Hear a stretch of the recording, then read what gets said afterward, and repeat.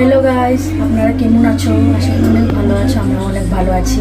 আজকে তোমাদেরকে মাছ রান্না করে দেখাবো, কিভাবে রান্না করে দেখাবো সেটা আমি তোমাদেরকে দেখাচ্ছি। চলো। কি মাছ দেখাবে না? তুমি তো কাতলা মাছ, কাতলা মাছ রান্না করে দেখাবো। চলো।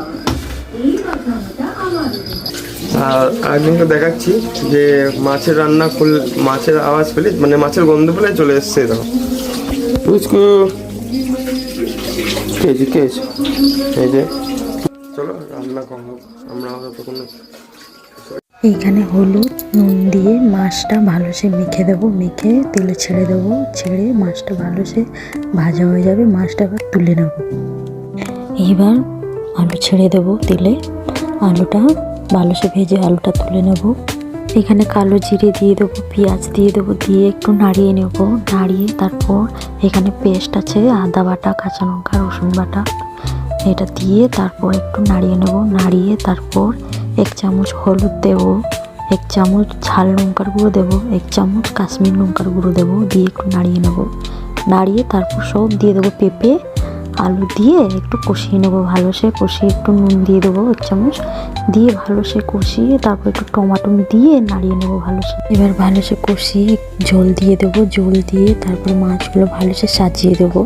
সাজিয়ে তারপর মাছটা একটু হালকা হবে, তারপর এরপরে ধনেপাতা ভালো করে ছিটে নেব। ধনেপাতা ছেটা হয়ে গেলে আমাদের মাছ রান্না কমপ্লিট। এবার আমরা মাছটা নামিয়ে নেব।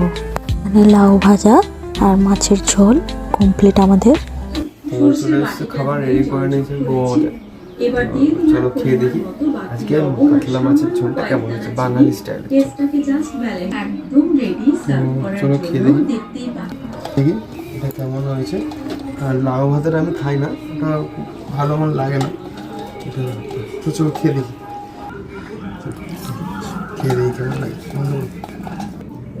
মাছটা খেয়ে দেখি খেয়ে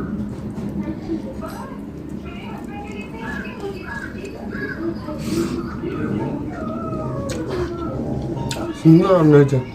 পুরো বাঙালি আমি পাতলা ঝোল, বেশি মশলাও না। তো এরকম করে বউ বানিয়ে যায় রান্না।